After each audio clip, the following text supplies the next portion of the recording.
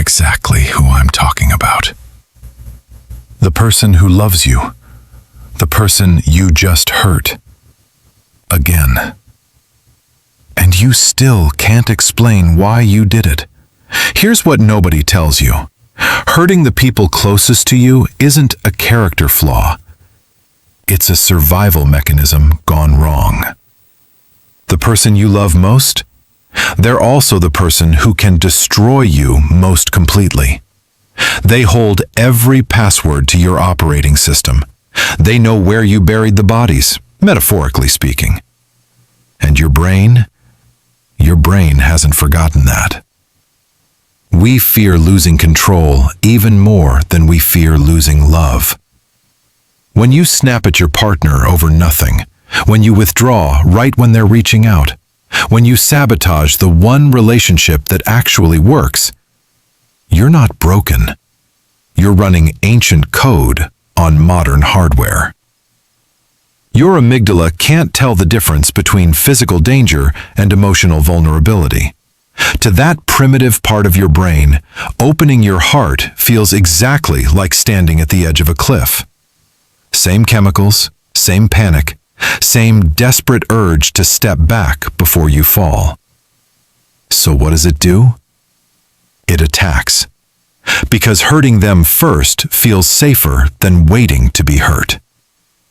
Hobbes said humans in their natural state would tear each other apart. He was talking about kingdoms.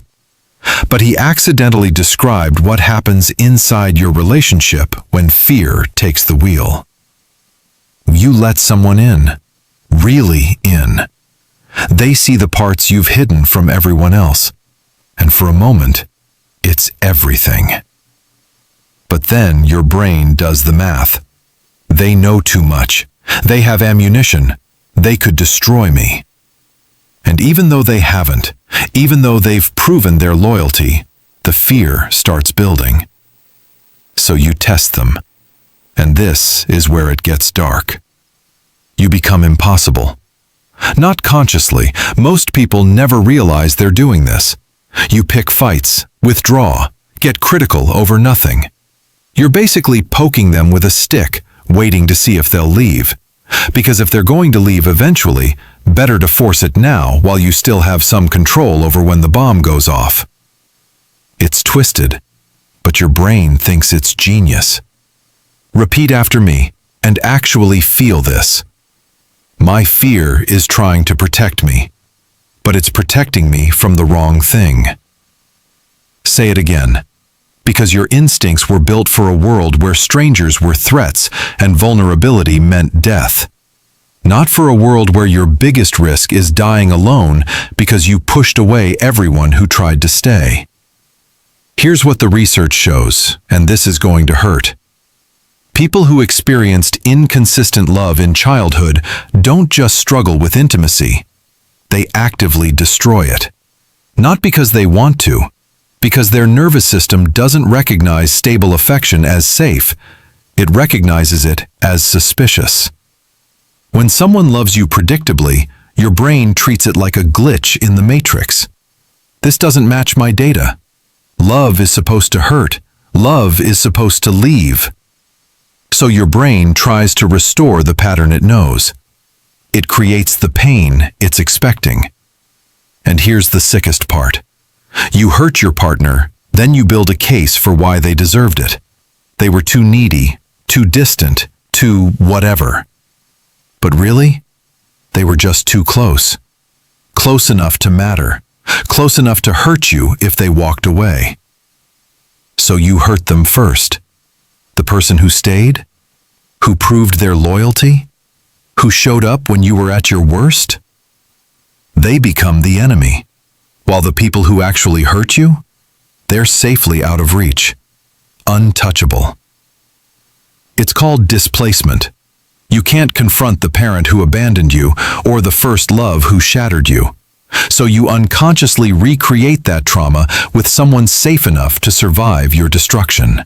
But here's what you need to understand about what's really happening. Think about the last time you hurt someone you love. Not the story you told yourself after. The actual moment before the words left your mouth. What were you feeling? It wasn't anger. It was fear. Fear that you weren't enough. Fear that they'd see the real you and realize you're not worth the effort. Fear that abandonment is inevitable, so you might as well control the timing. The person you love becomes both your safest place and your biggest threat. You want them closer than anyone, but you also need to defeat them before they defeat you. Except love isn't a war. Your nervous system just doesn't know that. Repeat this. Let it actually land. Safety isn't the absence of fear. It's the presence of trust. Again, because most people spend their whole lives waiting to not be afraid before they're vulnerable. And they wait forever. Because fear is part of the deal when you let someone matter. The question isn't if you'll be afraid. It's whether you'll let that fear make your decisions. Here's what changes everything. Catching yourself in the moment. Not after you've said the thing. Not when you're apologizing again. In the actual moment when you feel that urge to create distance, to cut them down, to withdraw. That moment, that's where you have power. Machiavelli said it's better to be feared than loved if you can't be both. But he was talking about ruling kingdoms. In intimacy, fear doesn't protect you. It just guarantees you'll lose the thing you're trying to keep safe. The people who hurt the ones they love aren't evil.